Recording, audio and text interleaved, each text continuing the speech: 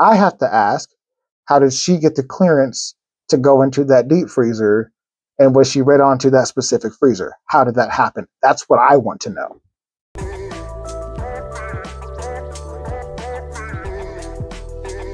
Let me explain why this gives me a lot of pause and why I'm not jumping to conclusions, but I also just can't ignore this, okay? I need you to understand the process and see exactly what it is that I'm seeing. All right. When someone talks about or mentions a skiff, they're not talking about the normal secure room type thing. All right. A skiff is something that only exists for a reason, one reason. Okay. Sensitive, compartmented information. All right. That means classified information tied to specific programs or operations that require extra protection beyond normal classified handling. All right. So, like, access to a skiff, it's not casual.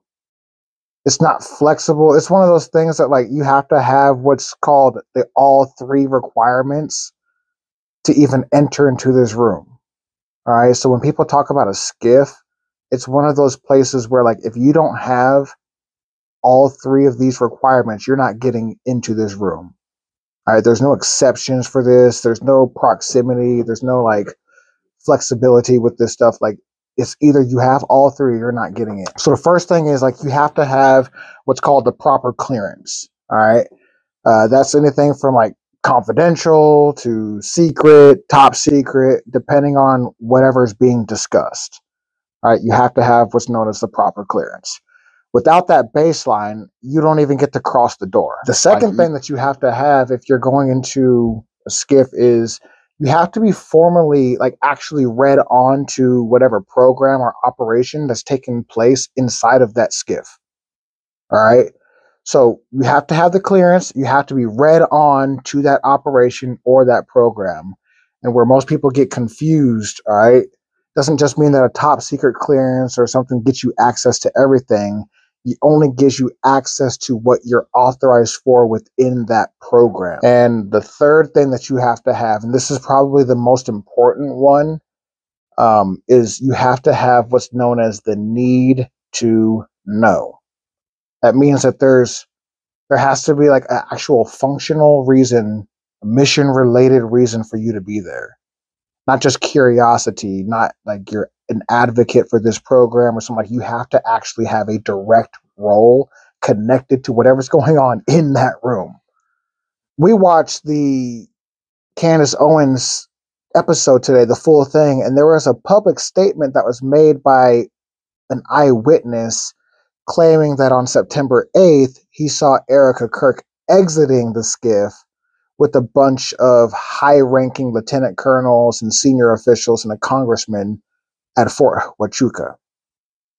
And this is really strange to me because if what that dude is saying is true, like, I'm not saying it's true, I'm just saying what he's saying. If what he's saying is true, it immediately raises a lot of freaking questions and procedural questions, not accusations, but just questions like, wait a minute.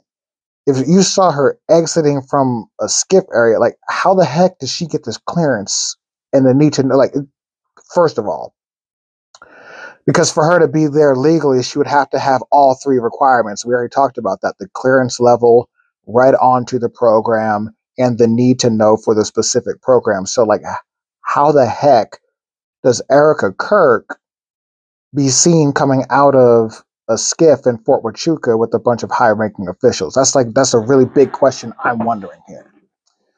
And this is where my background matters, because I've worked in environments and stuff where this is the process. All right, this is exactly what you have to do every single time. There's no ifs, ands, or buts. There's no wiggle room. Since if he did see her coming out of a skiff, and he said he was 99 to 95% sure that that's who it was. So if that is the case, then I don't know how the heck she meets all three requirements. When you're involving a skiff, like when you're trying to deal with these environments, like, these aren't something that just anybody gets access to just because they're a public figure even. Like, just because the president has he's the president doesn't mean he can just walk up into this room or whatever. He has to be read onto the program. There's a procedure for this. So for me, it's like for Erika Kirk, like how the heck does she get access to this? I just don't get it. So skiff access is documented, it's auditable, it's reviewed, it's not a gray area. So like everybody coming in and out, you have to check in and whatnot, and this whole thing is evaluated by committees and whatnot in Congress. So when I hear this claim like that, like my mind doesn't just go straight to conspiracy, it goes to the process. Okay, so what authority, what program, what clearance, and what operational necessity does Erika Kirk have going into this area? And these are just some of the general questions that people like the Inspector General or the Oversight Committee would be asking when this stuff gets brought to light, because it's not about suspicion. This is about professionalism when we're talking about these facilities. These things are very specific. All right. So if entering this room requires the 3-tier system and process, I want to know, and I think most people should want to know too, how the heck was she there? And this is about understanding the process and how this thing works. You have to have the clearance, you have to be read onto the program, and you have to have the need to know. There's no exceptions, there's no excuses, there's not a third option, or a fourth option. All right, this is the process. You don't get to pick and choose how it works or where it works for you. This is the process, okay? Like you either have these criteria or you don't. I have to ask, how did she get the clearance to go into that deep freezer, and was she read onto that specific freezer? How did that happen? That's what I want to know, because something here seems odd. I just don't get it. What do you guys think? If you guys are watching this video, I want to know what you guys think, okay? When you think about a sensitive area like a skiff, what do you guys think? What's going on here? Was it her? Like, what are these questions? I want to know from Erika Kirk specifically. Where were you on September 8th? Around the same time that this guy claims, I want to know. I think that's something that we should know. You guys already have your flight logs and everything else for all your other flights. So I want to know, you're already in Arizona. Fort Huachuca is in Arizona. So I want to know, where was Erika Kirk on September 8th during that time? That's what I want to know. And I think a lot of people out there want to know too. This isn't something that we should just brush past, because if she was, in fact, in Fort Huachuca on September the 8th, around the same time that this guy has said, this brings up a lot of questions. Okay? This is not what integrity should look like if we're asking these questions and then you guys start attacking us. Okay? I'm not out here shouting and trying to assign blame. All I am saying is that there is a process to get into this area. You have to have the clearance, the need to know, and be read onto that specific program. There is no other process. Okay?